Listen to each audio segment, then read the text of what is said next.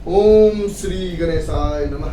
सुप्रभात दोस्तों, welcome to S2 classes, Subra Saraswati classes. तो आज हमने गणेश भगवान से आप लोगों के लिए प्रार्थना की है कि आप लोगों की प्रिपरेशन अच्छे से हो, आप लोग जो प्रिपेयर कर रहे हो वो सारी चीज़ों का प्रॉब्लम ना हो, आप लोग टेंशन ना लो, अच्छे अच्छे से एग्जाम जाए और आपके अच्छे अच्छे से मार्क्स आए।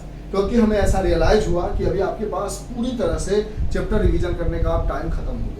तो हमने आपके लिए क्या लाया है कि 5 मार्क्स से कोई एक क्वेश्चन पकड़ लिया और उसकी डिटेल एक्सप्लेनेशन समझा दी। तो अगर 5 मार्क्स में आ गया तब भी काम बन गया, 1 मार्क्स में आ गया तब भी काम बन गया, 3 मार्क्स में आ गया तब भी काम बन गया। इस तरह से अगर हम 50-60 क्वेश्चन आपको करा दे 50-60, तो ऑर्गेनिक केमिस्ट्री हमें लगता है कंप्लीट हो जाएगा सारे चैप्टर का रिवीजन के साथ। जैसे इस क्वेश्चन में हम बहुत सारी बातें बताएंगे। जैसे आपके पास दिया हुआ है C2H5Cl, एक तरफ दिया हुआ कि अल्कोहलिक KOH होगा तो क्या बनेगा, एक तरफ एक्वस KOH होगा तो क्या बनेगा, एक तरफ AgCN होगा तो क्या बनेगा, एक तरफ KCN होगा तो क्या बनेगा।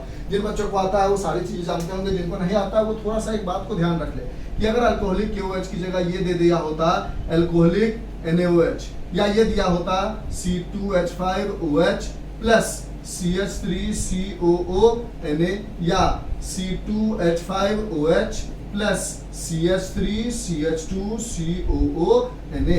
इसका नाम क्या है, इसका नाम क्या है, इन दोनों क्या है देखो तो। 2 कार्बन को एथ कहोगे, सिंगल बॉन्ड को एन कहोगे, एक नंबर पर ऑल कहोगे, 1 नहीं लिखोगे, 2 वॉवेल को एक साथ नहीं लिखोगे, इथेनॉल कहोगे, और इथेनॉल ही तो हमारा एल्कोहल होता है। तो या तो अल्कोहल लिख के दे दे NaOH के साथ, या अल्कोहल लिख के दे दे KOH के साथ, या इथेनॉल लिख के दे दे, या इथेनॉल का फॉर्मूला दे दे, या इथेनॉल लिख के दे दे, या इथेनॉल का फॉर्मूला दे दे। इधर साइड में जब इथेनॉल लिख के देगा, ये दोनों नहीं देगा, तो उसकी जगह आपको इसका नाम होता है सोडियम मिथोऑक्साइड। समझेंगे कैसे नाम लिखा हमने।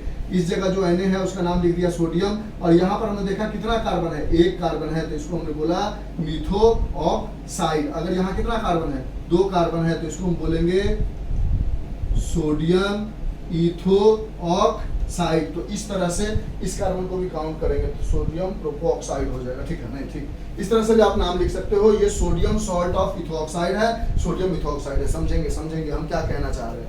हम आपको कहना चाह रहे हैं कि अगर आपके पास अल्कोहलिक KOH हो, ये क्वेश्चन में दिया हुआ था, उसकी जगह अल्कोहलिक NaOH हो, या सोडियम इथोऑक्साइड प्लस इथेनॉल हो, ऐसा कुछ देखने को मिल जाए तो समझ जाना कि इस और इस तरफ, ये बात भी ध्यान रखना है कि इस तरफ अल्काइल हैलाइड हो। यानी आप इनडायरेक्टली क्या देख रहे हो कि आप एक रिएक्शन करा रहे हो अल्काइल हैलाइड से। जिस अल्काइल हैलाइड का नाम है, 2 कार्बन है तो इथाइल, और एक क्लोरीन है तो क्लोराइड। इथाइल क्लोराइड को या तो आप अल्कोहलिक KOH या अल्कोहलिक NaOH या इथेनॉल प्लस सोडियम मिथोऑक्साइड जैसी चीजें दी गई हो, तो यहाँ पर जो प्रोडक्ट बनता है वो अल्कीन बन के आ जाता है। मतलब यहाँ पर 2 कार्बन है, यहाँ एक हाइड्रोजन है, यहाँ एक हाइड्रोजन है, यहाँ एक Cl है, यहाँ एक हाइड्रोजन है, यहाँ एक हाइड्रोजन है, यहाँ एक हाइड्रोजन है, C2H5Cl है। इसमें से Cl यहाँ से निकल जाता है, जहाँ से Cl निकलता है उसको अल्फा कार्बन कहते हैं। उसके जस्ट बगल वाला कार्बन बीटा होता है, तो बीटा पर से हाइड्रोजन को निकालते हैं, इसलिए इसको हम बीटा एलिमिनेशन के नाम से भी जानते हैं। और ये बन जाता है CH डबल बॉन्ड CH, ऐसा आ जाता है, और यहाँ पर ये H। समझो, यहाँ से स्ट्रक्चर दिख रहा है आपको। हमने बोला कि अगर इथेनॉल के साथ अल्काइल हैलाइड के साथ अल्कोहलिक KOH दिया गया था, उसकी जगह अगर अल्कोहलिक NaOH दिया जाए, या इथेनॉल प्लस सोडियम मिथोऑक्साइड जैसी चीज दी जाए, तो आप समझोगे कि इससे अल्कीन बनने वाला है। अल्कीन बनने वाला है मतलब एलिमिनेशन रिएक्शन होने वाला है, और एलिमिनेशन 2 तरह के होते हैं, एक E1 एक E2। अगर इसमें कंफ्यूजन होगा तो आप हमसे बोल लेना, लेकिन दोनों एलिमिनेशन में एक काम जरूर होता है कि जिस कार्बन पर ClBr लगा होता है वहां से Cl निकलता है, उसको अल्फा कहते हैं। उसके जस्ट बगल वाला कार्बन को बीटा कहते हैं, वहां से हाइड्रोजन निकाल देते हैं, और इन दोनों कार्बन के बीच में डबल बॉन्ड लगा देते हैं। यहाँ पर 3 में से 2 हाइड्रोजन बचा, यहाँ पर एक Cl हटके 2 हाइड्रोजन बचा, और ये अल्कीन यानी इथीन बन के आ जाता है। ये सारी चीजें आपको पता होनी चाहिए। अब यहाँ पर दिया हुआ है एक्वस KOH। अगर एक्वस KOH के साथ अगर एसीटोन दिया जाएगा, यानी ए हमारा क्या बन के आया, ए बन के आया C2H 4, यानी एक कार्बन क्या आया, देखो ना 2 कार्बन और 4 हाइड्रोजन। जब एक्वस के OH के साथ एसीटोन दे दे तब तो समझ जाओ कि 100% SN2 है। लेकिन अगर सिर्फ एक्वस के OH दे दे तो देखो कि ये जो अल्काइल हैलाइड है अगर ये 1 डिग्री है तब SN2 है, लेकिन अगर यही अल्काइल हैलाइड जो है अगर इफ 3 डिग्री है, ये 1 डिग्री तो था इसलिए SN2 है, लेकिन अगर 3 डिग्री है तो ये एक्वस के OH के साथ करके SN1 कर लेगा। इस बात का ध्यान रखना है। लेकिन SN1 हो या SN2 हो, दोनों केस में एक काम जरूर होगा, यहाँ से OH निकल के यहाँ जुड़ जाएगा और यहाँ से Cl निकल के K से जुड़ जाएगा, यानी C2H5OH बन जाएगा और KCl एज ए प्रेसिपिटेट बाहर निकल जाएगा। यानी SN1 हो या SN2 हो, होना आपको यही है। बस SN1 SN2 क्या होता है वो मैकेनिज्म आपको पता होना चाहिए। अगर SN1 एंड SN2 नहीं पता है तो आप हमें बताओगे, उसका एक छोटा सा वीडियो बना देंगे। इस तरह से टॉपिक को समझना है, क्या क्या चीजें हमें जाननी है, ये सबसे इंपॉर्टेंट है। क्वेश्चन बना के 10 मिनट में वीडियो दे दिया, आपने आंसर रख लिया, वो याद नहीं रहेगा, लेकिन जब लॉजिकली समझ जाओगे तो दिक्कत नहीं होगी। जैसे C2H5Cl था तो बोला अल्काइल हैलाइड के साथ जब अल्कोहलिक KOH, अल्कोहलिक NOH या सोडियम मिथोऑक्साइड प्लस इथेनॉल या सोडियम मिथोऑक्साइड प्लस इथेनॉल रहा तो एलिमिनेशन रिएक्शन होगा, उसमें E1 हो या E2 हो वो हम बाद में देख लेंगे अगर पढ़ना होगा तो। लेकिन अगर दोनों होगा उस केस में एक काम तो जरूर होगा कि एक जिस जगह Cl Br या I लगा होगा वहां से वो निकलेगा, उसके बगल वाले कार्बन से हाइड्रोजन निकलेगा, इसलिए इसको बीटा एलिमिनेशन भी कहते हैं क्योंकि बीटा नंबर पे हाइड्रोजन निकलता है। उसके साथ साथ अगर आपके पास एक्वस KOH और एसीटोन दिया हुआ है तो आपको देखना श्योर शॉर्ट हो जाओ कि SN2 हो रहा है। लेकिन अगर एक्वस KOH के साथ हमें एसीटोन नहीं दिया हुआ है, सिर्फ एक्वस KOH दिया हुआ है, तो देखना है कि गिवन स्ट्रक्चर जो है वो 1 डिग्री है या 3 डिग्री। अगर 3 डिग्री है तो SN1 होगा, अगर 1 डिग्री है तो SN2 होगा। ये सब बातें ध्यान रखनी है। लेकिन SN1 हो या SN2 हो, उसमें होना यही है कि OH यहाँ जुड़ेगा और Cl यहाँ आ जाएगा, यानी C2H5OH प्लस KCl बन जाएगा, यानी B क्या बना हमारे पास C2H5OH। इस तरह से बातों को समझो, देखो कितना क्वेश्चन क्लियर हो जाएगा। यहाँ पर हमारे पास दिया हुआ है AgCl और यहाँ पर दिया हुआ है KCl। यहाँ पर जो Cn है वो हम जानते हैं वो कौन सा ग्रुप है, साइनाइड ग्रुप है। कौन सा ग्रुप है, साइनाइड ग्रुप है। और साइनाइड ग्रुप का एक अच्छा बात ये होता है कि ये एक तरह का एम्बिडेंट न्यूक्लियोफाइल होता है। साथ ही साथ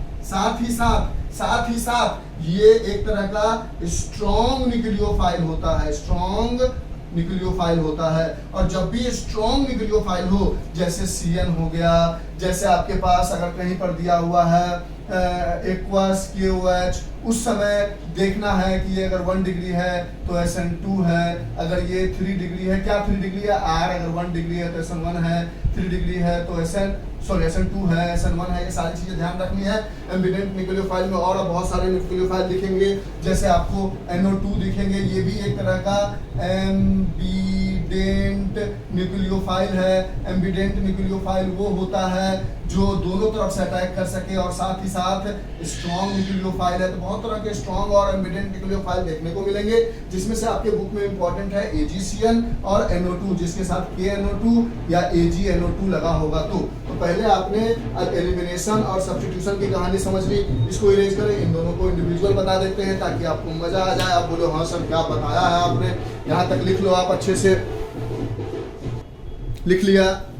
तो ये बातें ध्यान रखनी है आपको कि अल्कोहलिक जैसा कुछ दिखे। और इस जगह देखो क्या क्या रिएजेंट दिख सकता है अल्काइल हैलाइड के साथ, ये वाला पोर्शन की बात बताते हैं। आपको H2O भी दिख सकता है, CH3OH भी दिख सकता है, C2H5OH भी दिख सकता है, यानी अल्कोहल का कोई ग्रुप और H2O का वाटर, ये इसमें से कुछ भी दिख जाएगा। या एक्वस KOH दिख सकता है, एक्वस NaOH दिख सकता है। आपको हर जगह वही डिसाइड करना है कि ये अगर 1 डिग्री है तो SN2, 3 डिग्री है तो SN1। लेकिन जब भी ये सब रिएजेंट दिया जाएगा जो स्ट्रॉन्ग है, इसको SN1 देना पड़ेगा, नहीं तो क्वेश्चन गलत हो जाएगा। ये नहीं कर दोगे 3 डिग्री दे दिया तो AgCl नहीं कर पाएगा, क्योंकि ये स्ट्रॉन्ग न्यूक्लियोफाइल है, ये बैक साइड से अटैक करना चाहता है और स्टेरिक हिंड्रेंस बढ़ जाएगा। कहानी समझ रहे हो? पक्की वाली बात, कंफ्यूज नहीं कर रहा? हाँ सर समझ रहे हैं। अब इन दोनों की बात हम करते हैं, इसको इरेज करें, लिख लो, लिख लिया सर। अब हमने यहां तक आपको बताया। अब इन दोनों की अगर बात करें तो यहां पर हमारे पास था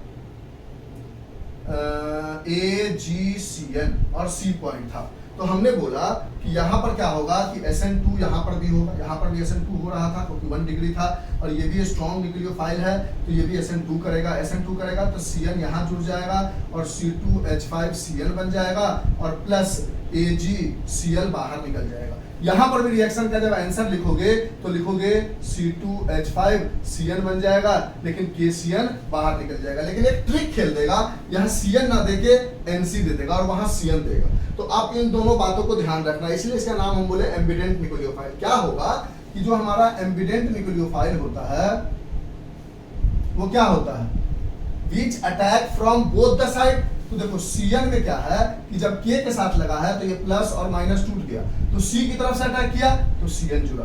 लेकिन AgCl में क्या है, ये प्लस माइनस नहीं टूटता, ये यहाँ पर जो बॉन्ड बना हुआ है इसके पास मोर आयोनिक कैरेक्टर है। तो क्या है, मोर आयोनिक कैरेक्टर है। लैंग्वेज पे ध्यान दो, राइटिंग पे नहीं, हम समझाने आ रहे हैं, ठीक है। अगर आप बोलोगे तो सुंदर सुंदर लिख के भी समझा देंगे। इसके पास मोर आयोनिक कैरेक्टर है, इसलिए प्लस माइनस टूट के CN जुड़ जाता है। लेकिन इसके पास क्या है, मोर कोवेलेंट कैरेक्टर है, कोवेलेंट कैरेक्टर है। और ये हमें कैसे पता चला, तो हमने बोला due to Fajans rule. Fajans rule ने कहा कि इसके d ऑर्बिटल में 9 है और s ऑर्बिटल में 1 है, 4d में 9 है और 5s में 1 है। जब इलेक्ट्रॉनिक कॉन्फ़िगरेशन करोगे तो ऐसा कुछ होगा। तो इसको कहा कि इसको थोड़ा सही कर लो, क्योंकि हाफ फिट जो होता है वो ज्यादा स्टेबल होता है, उसको बहुत मजा आता है। तो ये कहेगा कि यहाँ पर से हम हटा के इसको, इस पर 2 रहा था, इस पर 9 था, ठीक है, समझ गए, 1 नहीं था, इस पे 9 था। इलेक्ट्रॉनिक कॉन्फ़िगरेशन करके देख लो, 47 होता है, 4d पे 9 आएगा, 5s पे 2 आएगा। तो बोला कि यहाँ पर 2 है, यहाँ 9 है, ये बेचारा बेचैन है, तो इसको 10 बना दो और 2 को 1 कर दो। फुल फील्ड था, हाफ फील्ड में भी ये खुश है, और बेचारा 9 पर था तो ये तो 10 चाहता ही चाहता था। तो ऐसा हो जाने की वजह से क्या हो जा रहा था कि Ag के पास स्यूडो नोबल गैस कॉन्फ़िगरेशन हो जा रहा था, और स्यूडो नोबल गैस कॉन्फ़िगरेशन होने की वजह से इसके पास मोर कोवेलेंट कैरेक्टर था, क्योंकि ये नोबल गैस तो था नहीं, 9 और 2 आया था, जबरदस्ती का नोबल गैस बना। स्यूडो मतलब झूठा नोबल गैस बनना चाहा ताकि हम स्टेबल रह सके, लेकिन ये इलेक्ट्रॉन स्टेबल रहा नहीं था, लेकिन फिर भी ये बना। इसलिए इस कैरेक्टर की वजह से इसमें कोवेलेंट का ताकत ज्यादा आ गया आयनिक से, इसलिए ये NC बनाया। और इसका जब नाम लिखोगे तो बोलोगे इथाइल आइसोसाइनाइड। क्या बोलोगे, आइसोसाइनाइड। और इसका जब नाम लिखोगे तो बोलोगे इथाइल साइनाइड। जब Cl लगेगा साइनाइड, जब Cl लगेगा तो साइनाइड बोलेंगे। जब NC जाएगा, अब N से क्यों गया, तो मोर कोवेलेंट कैरेक्टर होने की वजह से ये प्लस माइनस तो टूटा नहीं, और N के पास कुछ लोन पेयर होता है, तो इस समय ये लोन पेयर इस पे अटैक किया, इसलिए NC जुड़ा ना कि CN जुड़ा। कोवेलेंट कैरेक्टर ज्यादा है तो ये प्लस और ये माइनस हुआ नहीं, तो यहाँ से जुड़ नहीं पाया, नहीं जुड़ पाया, और इसको जुड़ना था, स्ट्रॉन्ग था, तो N बोला कोई बात नहीं, हम आ जाते हैं और जुड़ जाते हैं, और N का लोन पेयर आके अटैक किया, ना कि C का माइनस आके अटैक किया। इस बार C का माइनस अटैक किया था। तो ये क्वेश्चन आपको समझ में आया, और ये हमने एक अच्छा तरीका अपनाया आपको समझाने का। लैंग्वेज वगैरह लिखना है तो लिख सकते हो, एम्बिडेंट न्यूक्लियोफाइल और dose disconnect from the both the side, यहाँ पर लिख दोगे।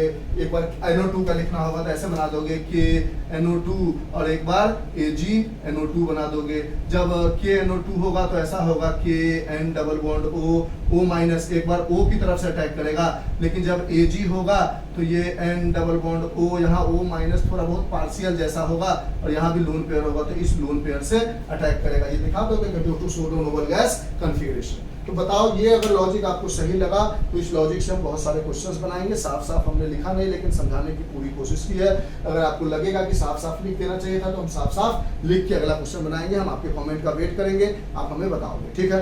देख लो, ये पहला था, जल्दी समझाने के चक्कर में हमने कितनी देर में समझाया, 13 मिनट में, ठीक ही है। लिख लो इसको।